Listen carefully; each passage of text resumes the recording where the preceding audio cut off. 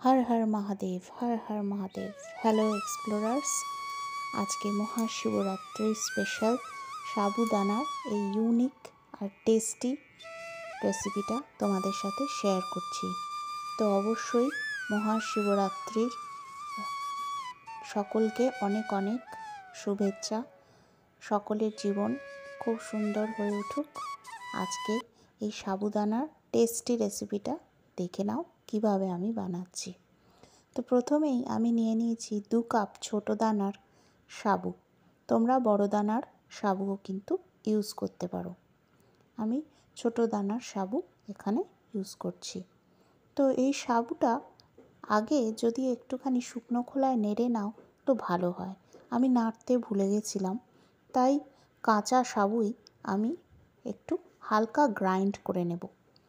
খুব একবারে powder form করার দরকার নেই, হালকা 1 বা 2 বার একটুখানি মিক্সিটা চালিয়ে নিলেই হবে।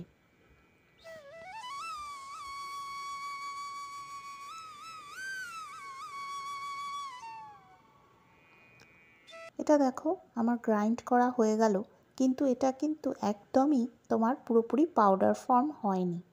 দেখো হালকা একটু তোমার গ্রাইন্ড করেছি। তো সাবুদানাগুলো কিন্তু মোটামুটি যেরকম ছিল সেরকমই আছে, হালকা একটু পাউডারি ফর্ম হয়ে গেছে।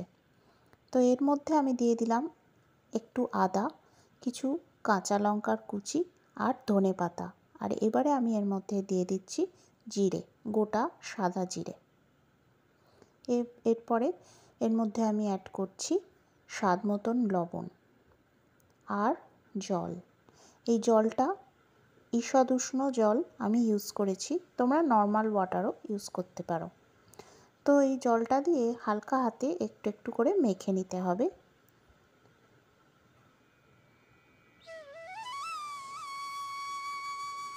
অল্প অল্প করে জল অ্যাড করবে, যাতে করে খুব বেশি জল একসাথে না পড়ে যায়।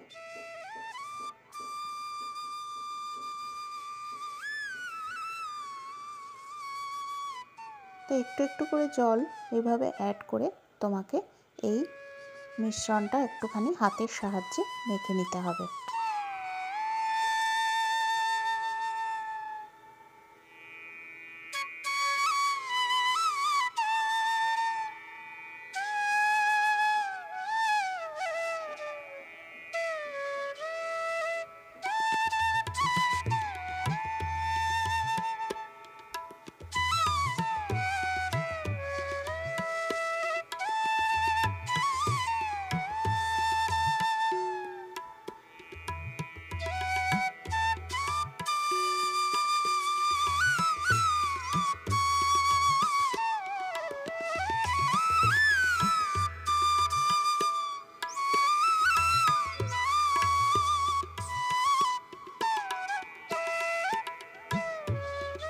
খুব সুন্দরভাবে দেখো আমি এটা মেখে নিলাম। এরপরে এর ওপরে আমি দিয়ে দিচ্ছি 1 চামচ মতন ঘি। তোমরা এমনি সাদা তেলও ইউজ করতে পারো। তারপরে ঘিটা দিয়েও একটু এটা মেখে রাখবো।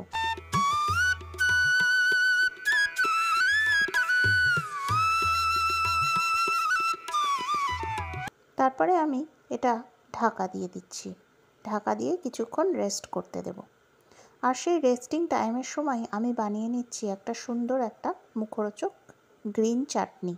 সেই গ্রিন চাটনিটার বানানোর জন্য আমি দিয়ে দিয়েছি কিছু রোস্টেড পিনাটস, ছাড়ানো শুকনো খোলায় ভাজা চিনেবাদাম, একটু ধনেপাতা, কিছু নারকোল আর সাদা জিরে। আর তার মধ্যে দিয়ে দিলাম জল, পরিমাণ মতন জল দিয়ে এটা আমি পেস্ট করে নেব। তাহলে কি কি অ্যাড করলাম, একটা হচ্ছে তোমার রোস্টেড পিনাটস মানে শুকনো খোলায় ভাজা বাদাম, ধনেপাতা, সাদা জিরে আর হচ্ছে নারকোল। এরপরে এটা বেটে নেওয়ার পরে আমি একটা ফ্রাইং প্যানে একটু সাদা তেল দিয়ে গরম করে নিচ্ছি। তারপরে সাদা তেলটা যখন গরম হয়ে গেল তখন এর মধ্যে দিয়ে দিলাম গোটা সর্ষে আর কারি পাতা দিয়ে এটা একটুখানি ভাজা ভাজা হয়ে গেলে দেখো এরকমভাবে যখন এটা টেম্পারিং হবে, যখন ফ্লাটারিং হবে, তখন এটাকে আমি ওই চাটনিটার মধ্যে ঢেলে দেবো। যে চাটনিটা, গ্রিন চাটনিটা যেটা আমি বানিয়ে রেখেছি, সেটার মধ্যে ঢেলে আমি একটুখানি গুলিয়ে দেব। এটা আমি বানাচ্ছি যতক্ষণ আমার সাবুদানার মিক্সটা রেস্টে আছে। এবারে রেস্টিং টাইম হয়ে গেছে। এবার চাপাটা খুলে নিয়ে আমি এটা আরেকবার হাতের সাহায্যে মেখে নিচ্ছি।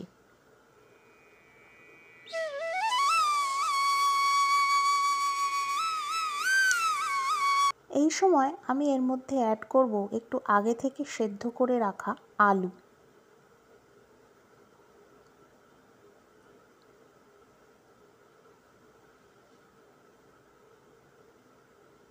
আগে থেকে সেদ্ধ করে রাখা আলু এটা এর মধ্যে অ্যাড করে আমি আরেকবার ভালো করে মেখে নিয়ে তারপরে দেখো এরকম বড় বড় ডোয়ের শেপ করে নিচ্ছি, বড় বড় করে লেচির মতন গোল গোল করে নিচ্ছি।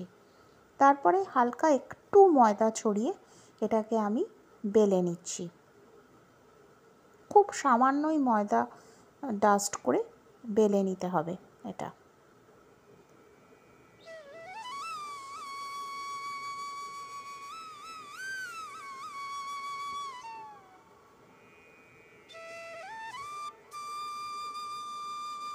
এটা বেলে নেওয়ার পরে মাঝখানে একটা বাটি দিয়ে আমি দেখো এইভাবে এটা কেটে নিচ্ছি।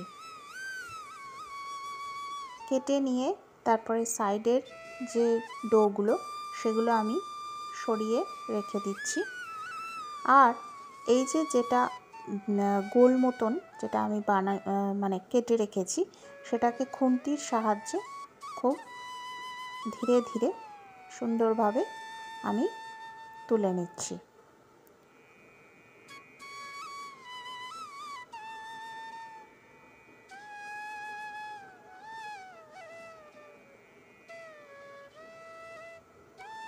আরেকদিকে আমি আমার ফ্রাইং প্যানে বেশ কিছুটা তেল দিয়ে সেটা গরম করে রেখেছি। মানে হচ্ছে তোমার হাই ফ্লেমে তেলটা বেশ গরম হয়ে আছে। তার মধ্যে এই যে সাবুদানার যে আমি শেপটা কেটে রাখলাম, এটা আমি ভালো করে ডিপ ফ্রাই করে নিচ্ছি। এটা খেতে ভীষণ ভালো হয়। এটা চাটনির সাথে মহাশিবরাত্রির দিন আমরা তো সেদিনকে সারা রাত কিছু খাই না, তো খিদে থাকে না, মুখে রুচি থাকে না, ভালো লাগে না, তো তখন একটু যদি এই রকম কিছু একটা খেয়ে নেওয়া যায় তাহলে বেশ ভালোই লাগবে। তোমরা চাইলে এটাকে অল্প তেলে সেকেও নিতে পারো। অনেকের গ্যাস অম্বলের সমস্যা থাকে, তো সারা রাত উপোস করার পরে আর তারপরে তেলে ভাজা জিনিস খেলে গ্যাস অম্বলের যদি সমস্যা থাকে, তাহলে এটা একটু ঘি দিয়ে অল্প অল্প করে তোমরা কিন্তু সেকেও নিতে পারো। তাহলে আর এতটা তেলেও তোমাদেরকে ফ্রাই করতে হবে না। তো দেখো আগে এইভাবে হালকা একটু ময়দা ডাস্ট করে এটাকে বেলে নেবে। তারপরে একটা বাটির সাহায্যে একটা গোল মতন কেটে নেবে এখান থেকে। নিয়ে সাইডের যে ডোগুলো সেগুলো সরিয়ে দিয়ে তারপরে এটাকে নিয়ে তেলে ফ্রাই করে নেবে। বা তোমরা যেরকম বললাম হালকা করে ঘি দিয়ে এপিট ওপিট সেকেও নিতে পারো, তাহলেও কিন্তু খুব সুন্দর লাগে এই রেসিপিটা খেতে। তো এটা যে তোমাকে ডিপ ফ্রাই করতে হবে তা নয়। তোমাদের যদি মনে হয় ডিপ ফ্রাই করলে তোমাদের অসুবিধা হতে পারে শারীরিক, তাহলে কিন্তু তোমরা এটাকে এপিট ওপিট ঘি দিয়ে বা যে কোনো কুকিং অয়েল দিয়ে সেকেও নিতে পারো।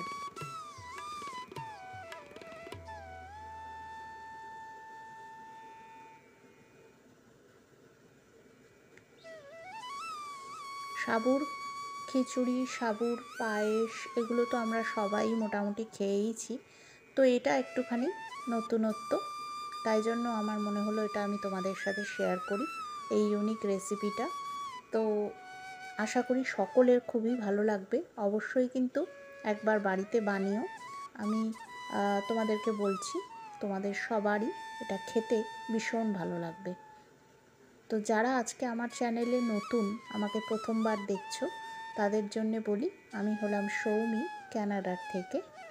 আমার এই channel exploring the maple country কুকসে আমি প্রত্যেক মঙ্গলবার, বৃহস্পতিবার ও রবিবার ভারতীয় সময় ঠিক দুপুর 12:30টায় ভিডিও পোস্ট করি।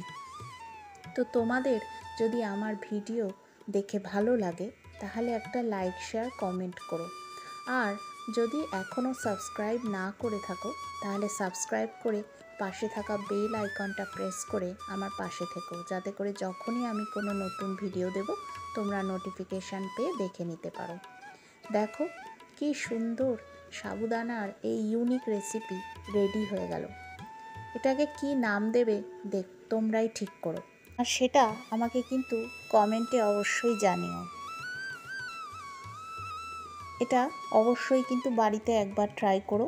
যদি মহাশিবরাত্রির দিন এটা যদি সম্ভব না হয় তাহলে এমনিও কিন্তু একবার ট্রাই করে আমাকে জানিও কেমন লাগলো। খুব ভালো থেকো সবাই, সুস্থ থেকো, সুন্দর থেকো, খুব সুন্দর কাটুক তোমাদের মহাশিবরাত্রি। খুব খুব ভালো থেকো, সকলকে নিয়ে আনন্দে থেকো। আজ তাহলে এইটুকুনি। আর অবশ্যই কিন্তু সঙ্গে রেখো আমার এই channel exploring the maple country cooks. আজ আসি, টাটা।